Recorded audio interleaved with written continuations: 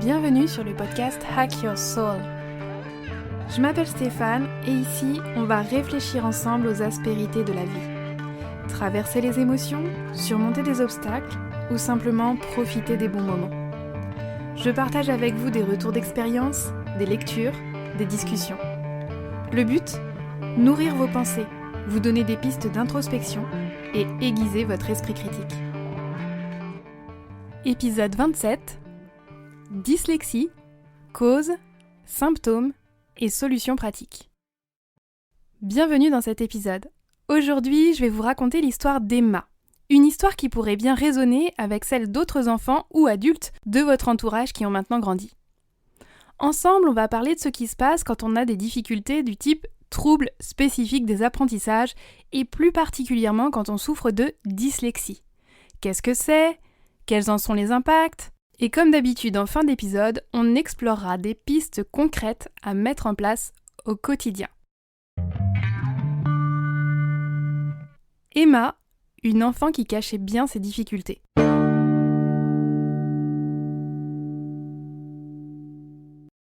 Emma, c'est une petite fille gracieuse, blonde, coiffée avec des jolies barrettes, toujours coquette et bien apprêtée. En fait, la première fois que je l'ai vue, j'ai pensé, vous savez, au dessin de la petite fille des triplés et les bêtises en moins. Quand je la rencontre dans le cadre d'une consultation en pédopsychiatrie, eh bien, elle a redoublé son CE1, elle a à peu près 8 ans, et les enseignants ne savent plus par quel bout la prendre. Et ses parents non plus d'ailleurs. Ils se demandent tous si ce maintien était judicieux, et ils sont parfois même à se demander, même si ça n'est pas possible, s'il ne faudrait pas maintenir le maintien, tellement elle ne semble rien comprendre. Elle peut se mettre au travail, certes, quand un adulte est à côté d'elle et lui explique tout de A à Z. Mais avec les parents, ce sont des conflits à n'en plus finir. Quand je rencontre ses parents, seuls, sans Emma, ils sont en colère, épuisés, ils se sentent en échec dans leur position parentale. Si je le dis crûment, ils commencent vraiment à penser que leur fille est bête, ce qu'ils ne disent pas franchement bien sûr, mais ça transparaît à chaque phrase. Alors, ils tentent plein d'activités avec leur fille. La dernière, c'était la cuisine. Mais Emma n'arrive jamais à faire les choses jusqu'au bout. Elle ne semble pas comprendre ce qu'on lui demande, alors que le soir au dîner, on lui redemande la même chose et elle le fait sans problème. Les parents sont complètement perdus, ils sont désarçonnés par son attitude. Ils déclarent même « On se demande si elle ne commence pas à faire sa crise d'adolescence à 8 ans, comme si elle nous envoyait balader tout le temps, comme si elle était je m'en foutiste. » Toutes les activités tentées avortent ou ne se passent pas comme ils l'auraient voulu ou espéré. Ils n'ont plus d'idées et Emma semble être malgré elle une perpétuelle source de déception. Et les parents d'Emma parlent bien sûr de leur désarroi. Qui va pouvoir nous aider ? Qu'est-ce qu'on peut faire ? Ils sont complètement perdus. Et quand je vois Emma toute seule, c'est une petite fille un peu timide, mais qui répond tout de même bien aux questions d'une manière fluide, eh bien la relation se noue facilement. Elle peut jouer tranquillement à des jeux simples et y prendre du plaisir. Elle s'anime quand nous sommes seuls, ensemble, et puis tout d'un coup, s'éteint quand ses parents reviennent en salle de consultation et va sagement s'asseoir sur sa chaise, là, mais semble comme absente à elle-même. Elle est loin, elle ne semble plus être attentive à ce qui se passe, à la conversation, elle ne semble plus la comprendre. Quand je l'interpelle en présence de ses parents, elle ne sait même plus répondre aux questions. Elle regarde ses parents interrogative.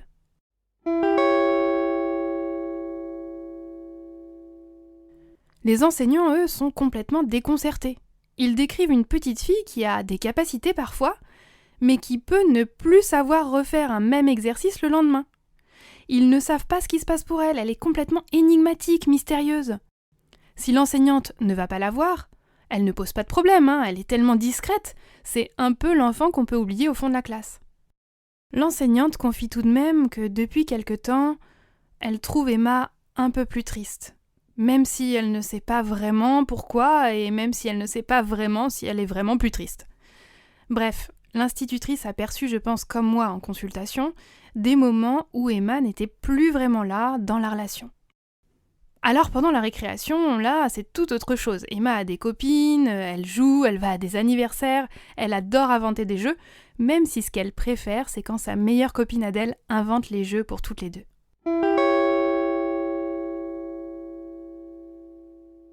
Alors qu'est-ce qu'elle a, notre petite Emma ? Et surtout, comment on peut l'aider ? Est-ce que c'est une dépression ? Est-ce que c'est des troubles de l'attention sans hyperactivité ? Est-ce que c'est un retard cognitif ?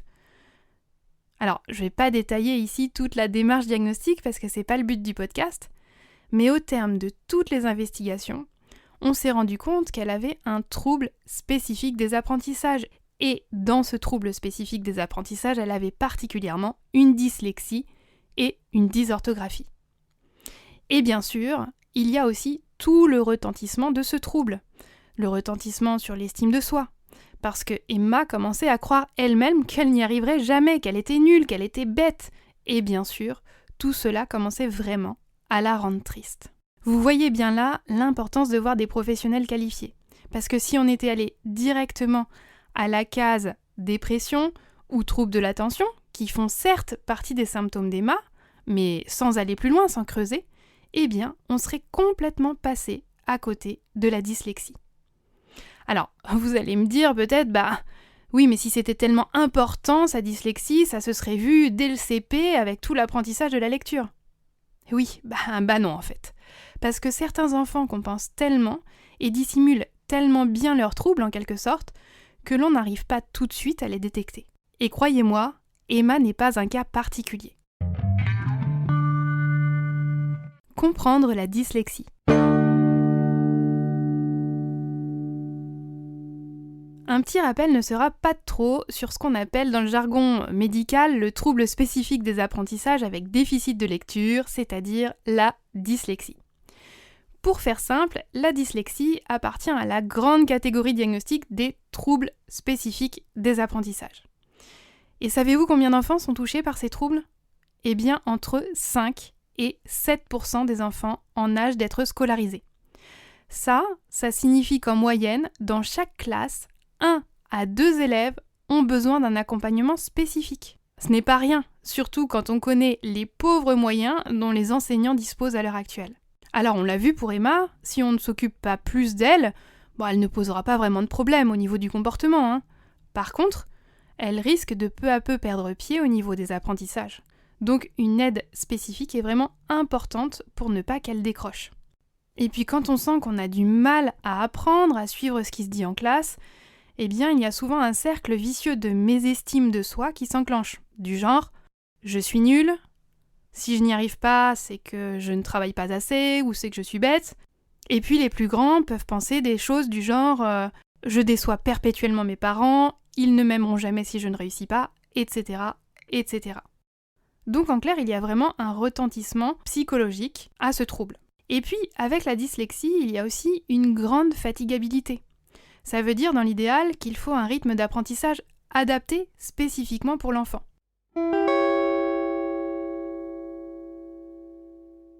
Avec tout ça, je ne vous ai même pas dit ce que c'était que la dyslexie, même si je pense que vous en avez une idée. Alors la dyslexie, concrètement, c'est une difficulté de lecture, une difficulté à manipuler les sons, qui serait due à un problème d'encodage du son. L'enfant va lire plus lentement et plus laborieusement, avec beaucoup d'efforts à fournir, pour en plus avoir une lecture souvent avec beaucoup d'erreurs, donc pas très satisfaisante. Ce sont des personnes qui peuvent avoir des difficultés à différencier des sons proches, comme les D, les B, les P, les B, et des difficultés à découper correctement des syllabes. Il peut y avoir des inversions, des confusions de lettres, etc. Et puis à côté de cette dyslexie, il y a souvent des troubles associés, comme par exemple les difficultés attentionnelles. Mais la dyslexie s'est repérée quand même depuis assez longtemps, donc il y a plein de recherches en cours. Des études d'imagerie, vous savez, avec les IRM, des études génétiques, etc., etc. Les origines du trouble. D'ailleurs, d'où ça vient la dyslexie ? Et est-ce qu'on sait ? Pas complètement. Ce qu'on sait, c'est qu'il y a une susceptibilité génétique. C'est-à-dire qu'on a identifié quelques gènes précis qui prédisposent à la dyslexie. D'ailleurs, Si vous êtes vous-même dyslexique ou si vous connaissez quelqu'un de dyslexique, vous verrez que souvent, quand on demande, on retrouve dans la famille des personnes qui souffrent eux aussi de dyslexie ou d'un autre trouble d'apprentissage. C'est-à-dire qu'une personne dyslexique a en moyenne, selon les études, 35 à 40% de chances d'avoir un parent lui-même dyslexique. Mais la génétique, comme vous le voyez, ça n'explique pas tout. Alors on a fait des imageries cérébrales pour voir un peu comment fonctionnait le cerveau des personnes atteintes de dyslexie. Alors ça ne va pas nous donner une cause, mais ça peut faire comprendre aux chercheurs les mécanismes du trouble. Donc si on arrive à bien comprendre le mécanisme, in fine, on pourra avoir une explication sur l'origine peut-être. Mais bon, ça, on n'en est pas encore là. Pour l'instant, l'hypothèse la plus répandue à propos de la dyslexie, c'est qu'il s'agirait de désordres neuronaux dans certaines régions du cerveau, ou alors d'un déficit de connexion entre des aires éloignées du cerveau. Alors ces hypothèses-là ne fonctionnent pas que pour la dyslexie, mais bien pour l'ensemble des troubles spécifiques des apprentissages. Y a-t-il un profil type de personnes dyslexiques ?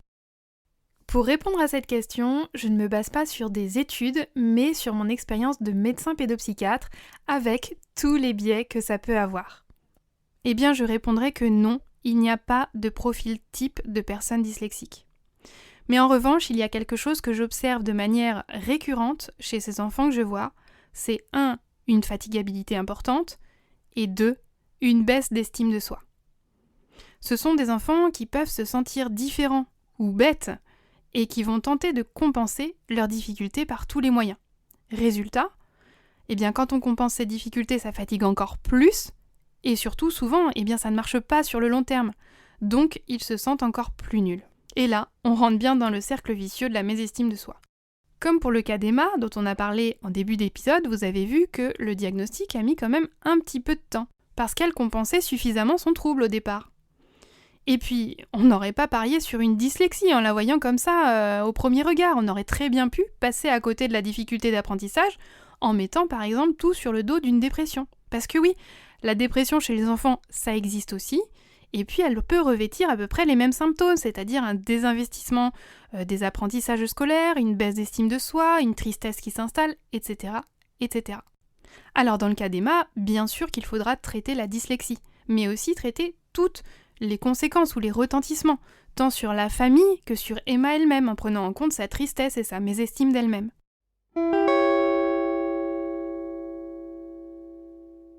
Chez des enfants plus grands et chez des adolescents, la fatigabilité est toujours présente évidemment. Mais si ce sont des enfants qui ont pu accéder à une rééducation, ils ont en général appris à gérer leur dyslexie, si je le dis comme ça. Ce qui ne veut pas dire qu'il n'y a pas de handicap, le trouble est toujours là. Mais ils ont appris à se connaître, appris à connaître comment ils fonctionnent et donc à compenser leurs difficultés de manière, on va dire, optimale. Ce qui fait qu'en tant qu'enseignant ou parent, on a souvent tendance à oublier que ce sont des ados qui doivent faire beaucoup plus d'efforts pour arriver à un même résultat qu'un ado qui ne serait pas dyslexique. Sans compter qu'à l'adolescence, on a souvent quand même plus de mal à prendre ou à demander de l'aide parce qu'il y a la question du regard des autres qui est très importante et la question de la stigmatisation. Il y a donc un véritable enjeu de vulgarisation en population générale et particulièrement dans le milieu scolaire, de connaissances sur la dyslexie et puis de déstigmatisation de ce trouble. Pour tout vous dire, je trouve que ces enfants et ces adolescents sont vraiment très courageux parce que souvent, ils ne se plaignent pas et ils travaillent beaucoup plus que les autres.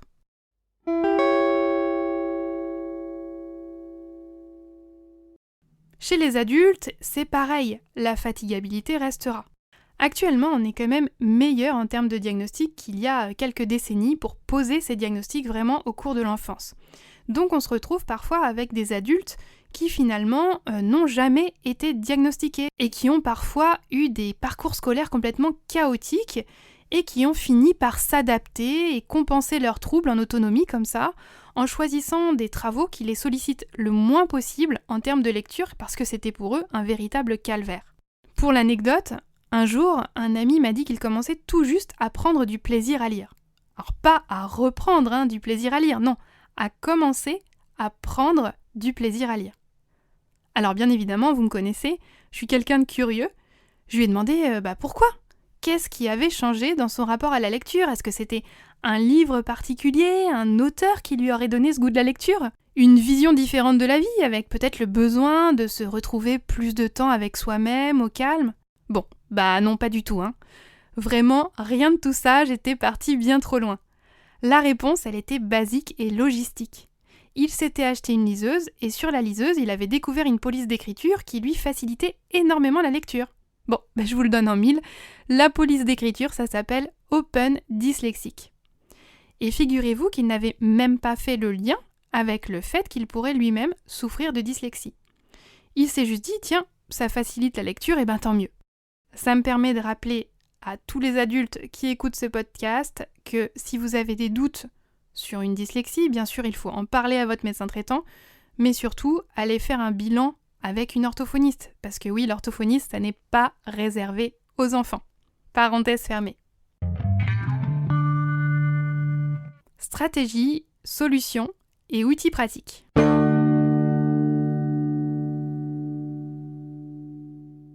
Dans cette partie, on va passer en revue de manière non exhaustive tout ce qui est important à mettre en place et les outils un petit peu pratico-pratiques qu'on peut utiliser dans le cadre de la dyslexie.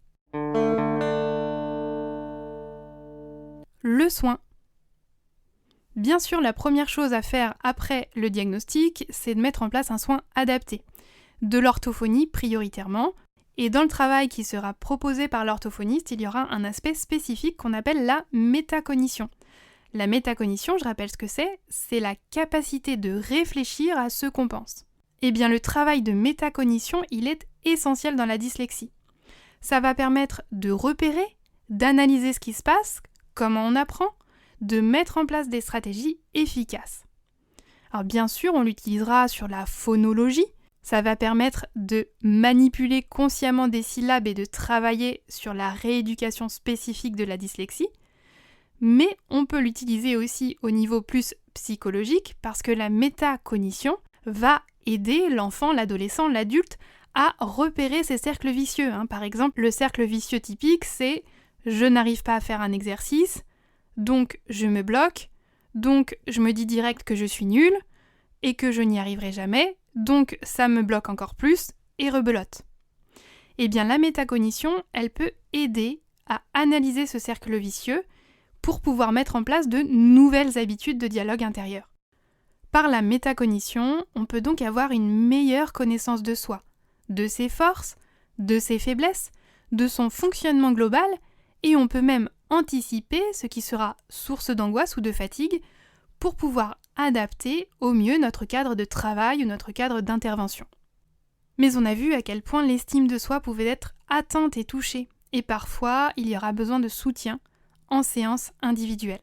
Ces séances, elles serviront à travailler sur l'anxiété, l'image de soi, l'estime de soi, et puis la métacognition, le repérage des cercles vicieux pour pouvoir initier un dialogue positif et valorisant avec soi-même. Certaines structures pour les enfants, comme les centres médico-psychologiques CMP ou les centres médico-psychopédagogiques CMPP, proposent aussi des groupes thérapeutiques animés par des soignants. Et ça, c'est un complément intéressant dans certains cas pour travailler aussi l'estime de soi, la relation aux autres. Ça permet aussi pour l'enfant de voir qu'il n'est pas seul à traverser ses difficultés. Bien sûr, dans le cadre de la démarche diagnostique et des soins pour l'enfant, il faudra penser compensation et potentiellement MDPH, Maison départementale des personnes handicapées, si besoin pour pouvoir obtenir des aides et des financements pour des matériels spécifiques s'il y a besoin. Et puis vous avez sûrement entendu le désarroi des parents d'Emma. Il est essentiel de pouvoir les soutenir eux aussi, les rassurer, leur expliquer de quoi il s'agit, comment faire avec leur enfant. Parce que souvent après un diagnostic, les parents expriment de la culpabilité avec l'impression de ne pas avoir fait ce qu'il aurait fallu faire, de ne pas avoir fait assez, un peu comme si c'était de leur faute. Alors rappelons-le, mais non, la dyslexie, ça n'est pas la faute des parents, ça n'a pas pour origine telle ou telle méthode éducative. C'est normal que les parents se sentent perdus face à un enfant qui n'est pas dans la norme, si je le dis comme ça. Donc eux aussi, ils vont avoir besoin d'être écoutés, entendus, soutenus et orientés dans les démarches. Les activités de loisirs. Alors là, je vais vous parler d'une étude très intéressante de 2015 que je vous mettrai bien sûr dans les notes de l'épisode. on s'est rendu compte que les enfants qui avaient des difficultés de lecture présentaient aussi des troubles de coordination sur le rythme. Et ça, on peut s'en rendre compte assez facilement quand on demande à un enfant de chanter, ou quand on lui demande de danser, ou quand on lui demande de taper dans les mains en rythme sur une chanson par exemple. Alors voilà ce qui s'est passé. Les chercheurs ont mis des enfants dyslexiques de 8 à 11 ans dans 2 groupes différents. Alors bien sûr, ils avaient tous de l'orthophonie. Mais en complément du soin orthophonique, on a demandé au groupe 1 de faire 2 fois par semaine des séances d'art plastique, et au groupe 2 de faire 2 fois par semaine des séances de musique, incluant du rythme. Ça peut être du chant, mais la danse ça peut aussi marcher, sachant que le solfège seul ne suffit pas. Donc tout ça se passait en cours collectif sur une durée de 6 mois. Au bout de 6 mois, on a demandé aux enfants de lire un texte pour voir où ils en étaient. On s'est rendu compte de quoi ? 60% des enfants du groupe musique s'étaient améliorés. Certains étaient même sortis des critères diagnostiques de la dyslexie. Quant au groupe 1, le groupe art plastique, l'amélioration n'était que de 28%. Bon, c'est déjà pas mal, 28%, mais comparé aux 60% du groupe musique, ça n'a rien à voir. Alors ils ont fait passer tout un tas d'autres tests de lecture à ces enfants et les résultats se sont confirmés. Alors qu'est-ce qui s'est passé concrètement ? Les chercheurs disent qu'il y a eu un transfert de compétences au sein du cerveau, du rythme, vers l'habileté à discerner des sons et donc à lire correctement. Alors première conclusion, si vous ou votre enfant êtes dyslexique, allez faire des percus ou de la danse africaine, ou en tout cas une activité qui implique du rythme. Bien sûr, il ne s'agit pas là d'imposer à l'enfant une activité qu'il déteste, on est bien d'accord, la notion de plaisir compte énormément. Et bien sûr, ne me faites pas dire ce que je n'ai pas dit, vous n'allez pas traiter votre dyslexie par de la danse africaine, non, l'orthophonie est bien le centre de la prise en charge. Mais je trouve ça tout de même intéressant de se dire qu'en ajoutant une activité de loisir intensive, qui est finalement peu coûteuse et facilement accessible, ça peut radicalement changer les choses. Adaptation au quotidien. Alors il y a aussi toutes les petites adaptations du quotidien qui comptent énormément pour soulager. On en a parlé, la police d'écriture adaptée Open Dyslexic par exemple. Il y a aussi la possibilité d'accéder à de la dictée vocale avec des téléphones portables. Les livres audio, en complément de la lecture classique, là je pense notamment aux adolescents qui ont pas mal de livres à lire au collège et au lycée, peuvent être très soutenants. Tous les jeux de rimes, de sons, sont intéressants pour la conscience phonologique. Par exemple, le rimatou, le syllabozo, le sonodingo, et puis vous en trouverez aussi plein qui sont gratuits sur internet. Si votre enfant est en plein dans l'apprentissage de la lecture, vous pouvez prendre un temps régulièrement pour lire ensemble, pour faire de la lecture partagée à voix haute en pointant chaque mot du doigt. Pour travailler la conscience phonologique, vous vous souvenez, on en a parlé tout à l'heure à propos de la métacognition et de la métaphonologie, pour permettre à l'enfant de prendre conscience des sons, il y a des petits outils comme le Tubalou ou le Whisperphone qui permettent de bien écouter ce qu'on dit sans tous les bruits parasites. En fait, si vous ne savez pas ce que c'est un objet qui ressemble à un combiné téléphonique, donc c'est une sorte de tube qui permet d'entendre clairement tout ce qu'on dit. En termes de jeux de société, je ne vous l'ai pas dit tout à l'heure, mais vous pouvez aussi vous tourner sur tous les jeux de société qui favorisent la mémoire de travail, comme le Bazar Bizarre par exemple. Il y a énormément de ressources sur internet, des ressources gratuites, des sites créés par des professionnels comme des orthophonistes, mais aussi des sites créés par des parents d'enfants dyslexiques qui mettent à disposition tous les petits jeux qu'ils ont pu créer. Adaptation à l'école ou au travail. La dyslexie, c'est un trouble qui peut vraiment avoir un impact sur le parcours scolaire et professionnel. D'où l'importance de le prendre très au sérieux et de mettre en place des aides dès le repérage à l'école ou alors au travail.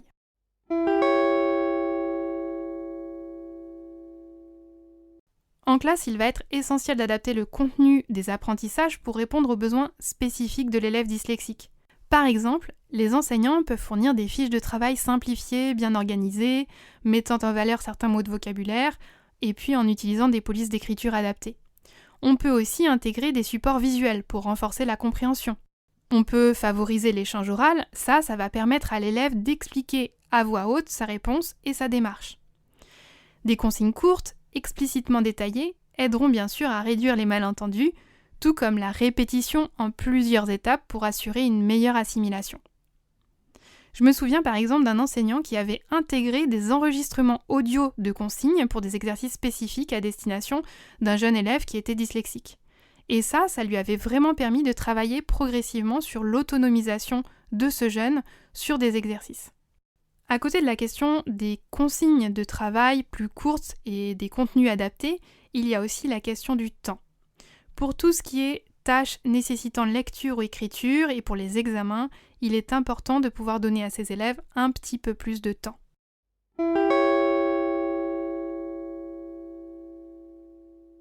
Dans le cadre professionnel, on pourra proposer bien sûr aussi des polices d'écriture adaptées, mais aussi des logiciels informatiques spécifiques, des correcteurs orthographiques, grammaticaux. Comme chez les enfants, chez les adultes aussi, on peut venir fractionner des tâches complexes en étapes plus petites et claires, et puis encourager des échanges oraux lors des réunions notamment. Pour l'aménagement du bureau ou de l'endroit où on travaille, on favorisera des environnements calmes, pas trop surchargés, pour ne pas avoir trop de tentations de distraction. Souvenez-vous, les troubles attentionnels ne sont jamais très loin quand on parle de dyslexie. Donc avoir un bureau surchargé avec plein d'informations, plein de post-it partout, ça n'est pas forcément un bon plan si vous voyez ce que je veux dire. Conclusion.